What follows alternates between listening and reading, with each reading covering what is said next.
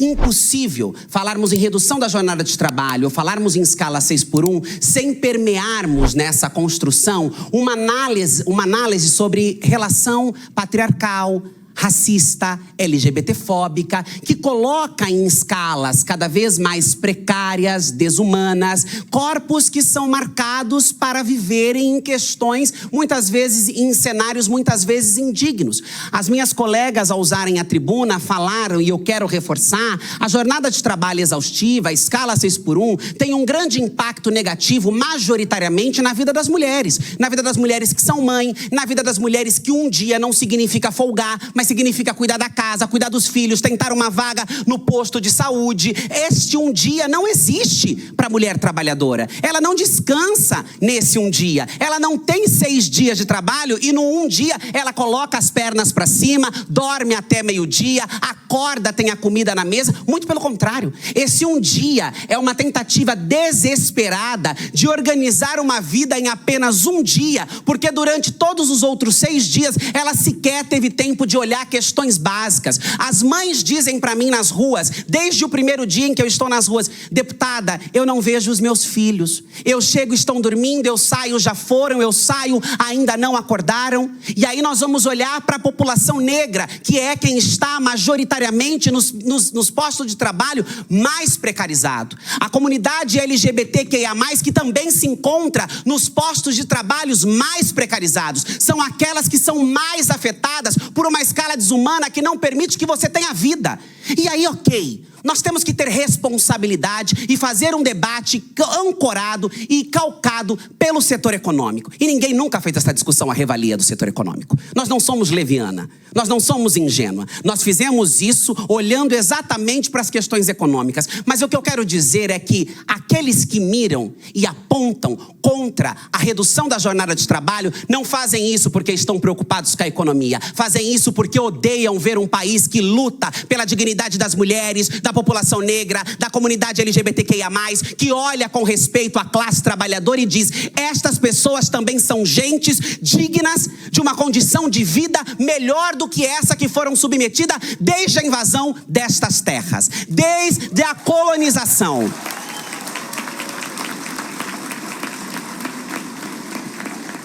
Eles não estão preocupados com a economia porque eles também não são idiotas. Eles sabem que a economia brasileira suporta uma redução da jornada de trabalho. Eles sabem que reduzir a jornada de trabalho não vai destruir postos de trabalho. Muito pelo contrário, vai criar novos postos de trabalho, porque necessariamente você precisará de mais turnos para a manutenção das fábricas, para a manutenção da indústria, para a continuidade dos processos que hoje existem. E aí existe um dado muito importante na economia que mostra que os valores, os custos das grandes empresas, eles não estão atrelados à força de trabalho, ao quanto se gasta para ter um trabalhador, um operário. Isso é irrisório, isso é pequeno. Pelos valores que são pagos à força de trabalho hoje no Brasil, não tem um impacto nenhum sobre o faturamento dessas grandes empresas. Ah, mas o pequeno então vai ter Mas também não é a força de trabalho, o gasto, o valor gasto por um trabalhador que poderia prejudicar o pequeno empreendedor. Na verdade, o que prejudica são os grandes subsídios que empresas bilionárias recebem e os pequenos não conseguem receber e precisam pagar esses impostos para que as grandes empresas continuem recebendo esses subsídios. É a dificuldade de conseguir linha de crédito por ser um pequeno empreendedor, enquanto os bancos estão financiando todas as linhas de crédito para as grandes empresas. É a dificuldade de conseguir administrar o caixa da sua pequena empresa, porque você se torna um empreendedor, vai para ali sem nenhum tipo de formação, sem nenhum tipo de preparo, e aquela sua empresa se quebra. Nós permeamos todos os aspectos daquilo que foi levantado como argumentos para dizer que a redução da jornada de trabalho iria quebrar a economia, destruir o país, que na verdade são os mesmos argumentos já utilizados em vários outros processos que teciam sobre a dignidade de pessoas que foram marcadas para a indignidade, para a abjeção. Se nós falamos de qualquer tipo de política, seja ela em qualquer âmbito, basta ver quais foram as resoluções recentes do CFM relacionado à saúde de pessoas trans. Outro âmbito, outro aspecto. Nós não estamos falando de trabalho, nós estamos falando de saúde. Mas mesmo assim, nós percebemos que há um acordo para que tudo aquilo que teça e que se debruce a olhar para a dignidade, a emancipação de alguns grupos sociais não são bem-vindos. E aí aqui já foi dito, mas eu quero retomar. A abolição da escravidão passou pela mesma pressão. Abolir a escravidão simbolizaria destruir o Brasil. E aí vocês percebem, ainda que fosse destruir a economia, que nós aprendêssemos a reconstruí-la, será que era louvável nós dizer, não, isso vai colocar em xeque a economia, então vamos manter todo mundo escravizado.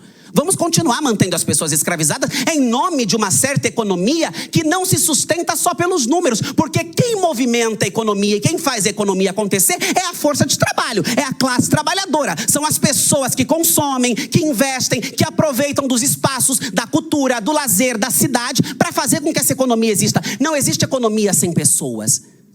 Não é possível fazer um debate ancorado na economia, desprezando a precariedade, as condições imundas, muitas vezes, às quais as pessoas estão submetidas. Então, no debate sobre a abolição da escravidão, também se usaram os mesmos argumentos. Licença maternidade, 13º, férias remuneradas.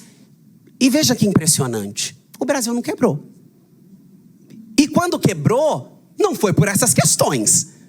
Não foi olhar com respeito à classe trabalhadora. Não foi pensar políticas de dignidade às mulheres, à comunidade LGBT que quebrou o país.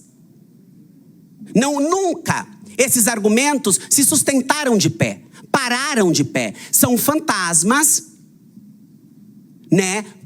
pânicos morais, espantalhos morais, construídos para dizer, olha, nós precisamos ser contra, redondamente contra, porque isso é um absurdo. Só que infelizmente eles já falharam. Essa disputa de narrativa eles já perderam. As pesquisas apontam que quase 70% da população brasileira aprova a redução da jornada de trabalho.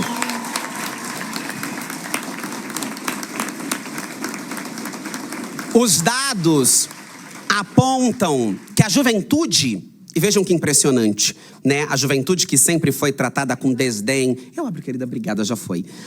A juventude que sempre foi tratada com desdém, com menosprezo, como menos importante, como aquelas que não deveriam ser escutadas, é uma grande parcela que tem se engajado nessa discussão, que tem participado desse debate. E tem participado desse debate porque nós temos construído esse debate a partir de uma linguagem, de uma identidade, de uma visão, que é a forma como eu acredito que tem que ser feita a política, que não distancie as pessoas, mas que as aproxime, que faça com que elas se interessem, que faça com que elas percebam o quanto aquilo tem impacto direto em suas vidas, o quanto aquilo é bom para o país, o quanto aquilo é bom para o futuro, o quanto aquilo é bom para ela, e elas querem viver.